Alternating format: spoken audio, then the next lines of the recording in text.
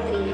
Materi kali ini akan diperlukan untuk persamaan trigonometri, teknik trigonometri, dan turunan trigonometri yang akan kalian pelajari di kelas 11 dan 12. Baiklah, kita lanjutkan dengan memperhatikan slide berikut. Sudut berelasi. Di trigonometri terbagi menjadi 4 kuadran. Kuadran pertama, sudutnya bergerak dari 0 derajat sampai 90 derajat. Kuadran 2, 90 derajat sampai 180 derajat. Kuadran 3, 180 derajat sampai 270 derajat. Dan kuadran 4, 270 derajat sampai 360 derajat. Di kuadran 1, yang positif, semua sudut trigonometri bernilai positif. Sin, cos, tangen, sekan, kosekan, dan kotangen semuanya bernilai positif. Dan sudutnya biasanya dilambangkan, kita misalkan saja dengan alfa. Kemudian kuadran 2 yang positif itu sinus dan kosekan.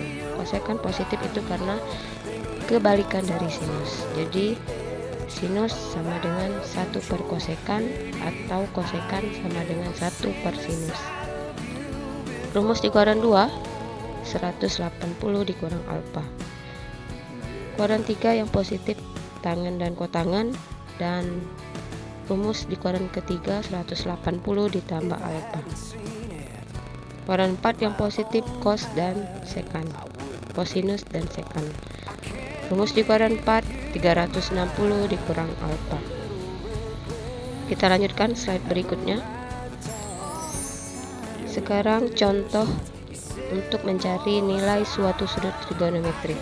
Kita misalkan mencari nilai sin 150. Sin 150 itu terletak antara 90 sampai 180 derajat. Jadi ada di kuadran kedua. Karena soalnya sin 150, sin di kuadran kedua itu nilainya positif. Jadi di situ tertulis di kuadran 2 ada tanda plus. Kemudian di kuadran 2 rumusnya itu 180 dikurang alfa. Jadi nilai sin 150 derajat sama dengan, biasanya ditulis plus. Kalau mau ditulis plus bisa di depan sin itu plus sin 180 dikurang berapa sama dengan 150. Jadi 180 dikurang 30. Kemudian selanjutnya sin 180 dikurang 30, nilai sudutnya sama dengan sin 30. Dan nilai sin 30 sama dengan setengah. Kemudian contoh soal yang kedua, kita misalkan mencari nilai tangen 150. 150 terletak di kuadran kedua. Di kuadran kedua itu yang positifnya ini ya, di kuadran kedua yang positifnya itu hanya sinus dan kosekan. Berarti kalau tangen 150 berarti nilai tangen itu negatif. Jadi kita tulis itu kuadran 2 di koma negatif, koma lagi. Kuadran kedua nih rumusnya 180 dikurang alfa.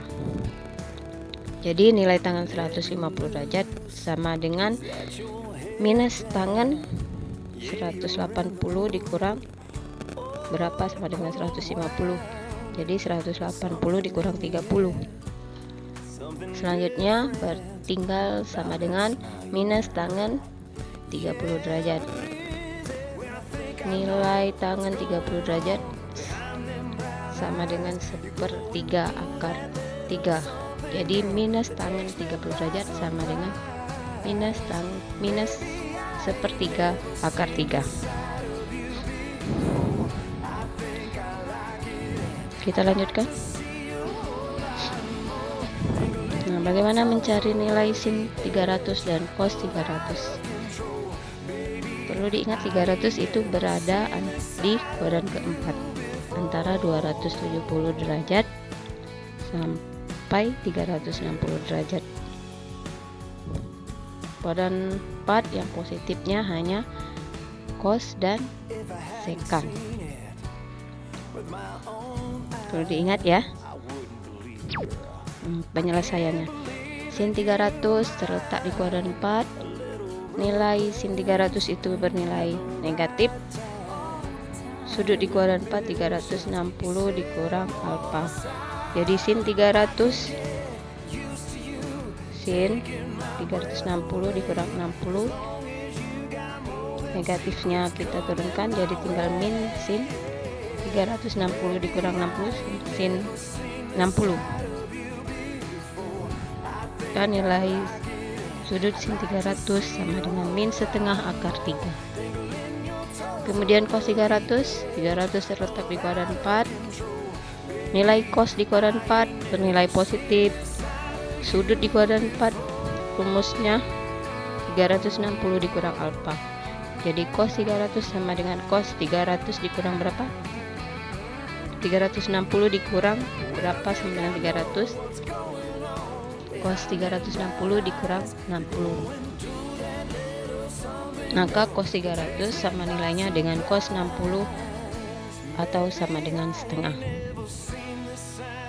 Demikianlah, mudah-mudahan kalian sudah cukup mengerti dengan contoh-contoh. Kita lanjutkan untuk mengerjakan soal berikut ini. Soalnya cos 120 derajat, yang kedua tangan 210 derajat, yang ketiga kosekan 330 derajat, yang keempat kotangan 225, yang kelima sin 135. Jadi langkah yang harus kalian ingat, yang pertama kali harus dilakukan, tentukan dulu di mana letak sudutnya, di kuadran keberapa. Kemudian di kuadran itu sudut trigonometrinya bernilai positif atau negatif. Kemudian setelah tahu kuadran, tentukan rumus sesuai dengan pembagian sistem kuadran yang sudah kita pelajari di awal. Demikianlah materi kali ini, mudah-mudahan bisa dimengerti dan bisa dimanfaatkan.